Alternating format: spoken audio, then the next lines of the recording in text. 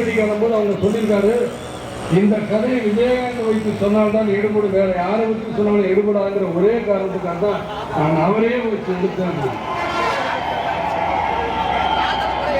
இப்படி நான் என்னுடைய திரைப்படத்துறையில என்னுடைய கருத்துக்களையும் தைரியமாக நீங்க ஒரு அரசியல் வந்து செஞ்சா என்ன அப்படின்னா குறிச்சு வச்சுக்கோங்க மாதிரியே பார்ப்பாங்க. நான் அப்ப கடைசி 9 மணிக்கு மேல காவல்துறை அதிகாரிகளை பார்ப்பேன். சொல்லுவார், என்னப்பா சொல்லு அப்படின்னு. நான் சார் நான் காலையில இருந்து இப்படி உட்காந்துக்கிட்டு கேட்க மாட்டேங்கிறீங்களோ, நீ மன்றம் தானே, சும்மா அவங்க எல்லாம் கட்சிக்காரங்க, நீ என்னையா அப்படிங்கிற ஏளன பேச்சுகள் அடிக்கடி சொல்லும் பொழுது, அப்படின்னா மன்றம்னா இவங்களுக்கு என்ன சாதாரணமா போச்சா? இன்னைக்கு தான் கட்சி. தயவு செய்து இங்க இருக்கிறவங்க அத்தனை பேரையும் பாருங்க. இந்த அத்தனை பேரும் மன்றத்தில் இருக்கிறவங்க தான். அன்னைக்கு இவங்க எல்லாம் எல்லா கட்சியில இருக்கும் பொழுது இவங்க ஓட்டு மாத்திரம் தேவை, மற்ற நேரங்கள் மாத்திரம் மன்றத்துக்கார எதுக்கு மட்டும் திட்டுறது.